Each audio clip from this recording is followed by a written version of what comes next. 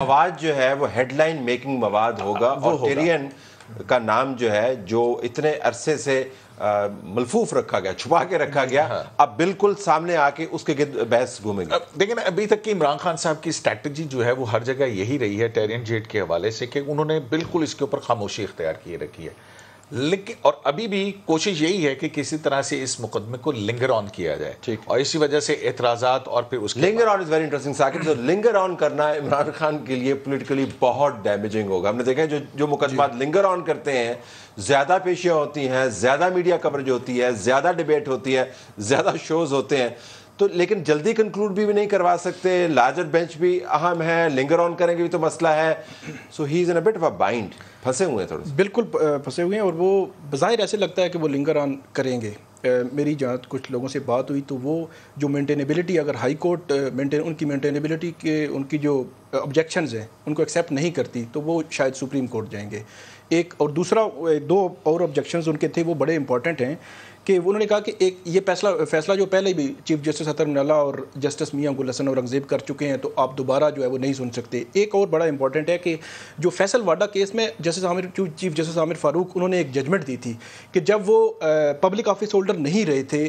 جو فیصل واڈا، تو انہوں نے کہا کہ اب کیونکہ وہ پبلک آفس ہولڈر نہیں ہے، ایک پرائیویٹ پرسن ہے، تو اس لیے ہم یہ معاملہ نہیں دیکھ سکتے آرٹیکل 199 کے تحت۔ ان کی پوری ججمنٹ انہوں نے اس اعتراضات میں پروڈیوس کی ہوئی ہے، تو اب وہ اس کو بھی بنیاد بنا کر شاید اسی وجہ سے عمران خان جو ہے وہ اب وہ الیکشن بھی نہیں لڑنے جا رہے، اور انہوں نے یہ کہا ہے کہ ہم تو پہلے ہی ریزائن کر چکے ہیں اور فردر بھی ہم پارلیمنٹ کا حصہ نہیں ہیں، تو پبلک آفس ہولڈر اب وہ نہیں ہے، تو اس کا بھی ایج لینا چاہ رہے ہیں اور اس کو شاید وہ مزید لنگر آن کریں گے۔ ایک چیز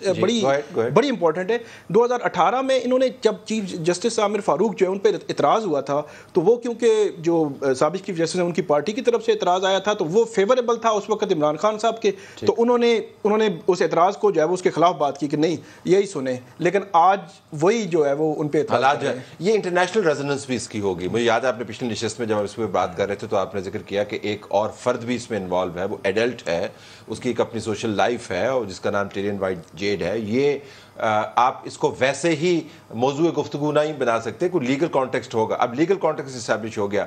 تو یہ ریزونیٹ کرے گا واشنگٹن کے اندر بھی، یہ ریزونیٹ کرے گا لندن کے اندر بھی، وہاں پہ جمائمہ بھی اس سے متاثر ہوں گی، ٹیرین کا اپنا حلقہ احباب بھی متاثر ہوگا، اور ٹیرین کا جو ولدیت کا معاملہ ہے، پیرنٹ ہوڈ جو ہے، یہ it's a very sensitive issue. تو ابھی تو ہم عمران خان کے زاویے سے دیکھ رہے ہیں، سیاست کے زاویے سے، ذرا ٹیرین وائٹ کی بھی نظریں اس کے اوپر ہوں گی کہ نہیں؟ بالکل، ٹیرین وائٹ ایک ایڈلٹ ہیں اور I think she belongs to very well of family, اور اپارٹ فرام عمران خان، اور جمائمہ وائٹ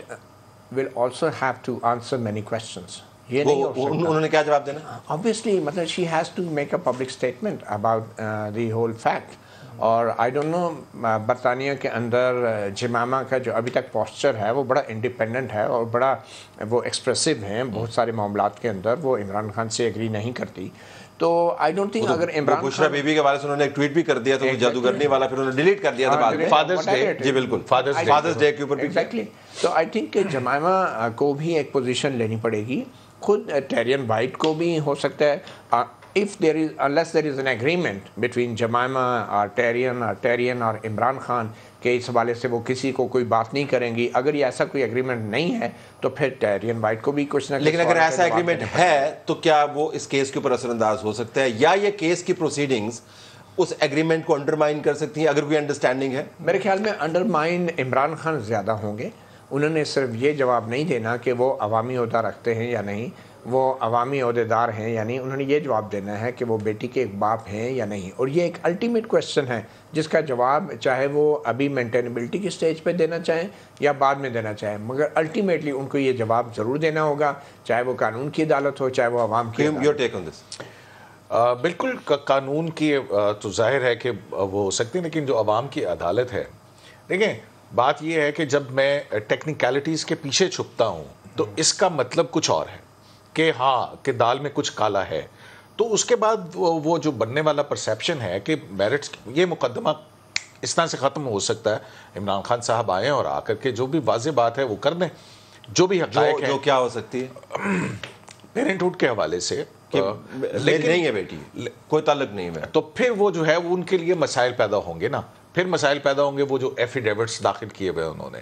جو عمران خان صاحب نے کیا، پھر اس کے بعد جمائمہ نے کیا پیرنٹ ہوڈ کے حوالے سے. تو یہاں پہ عمران خان صاحب کی اگر کیس کے میرٹس تک بات پہنچتی ہے، اور جیسے یہ کہہ رہے تھے نا کہ مینٹینیبلٹی پہ آرڈر لے کے تو وہ سپریم کورٹ جا سکتے ہیں، تو عدالتوں کا جو طریقہ کار ہوتا ہے یا عدالتی کارروائی کا وہ یہ بھی ہوتا ہے کہ وہ مینٹینیبلٹی اور میرٹس کو سننے کے بعد اکٹھا اس کا فیصلہ دے سکتی ہیں.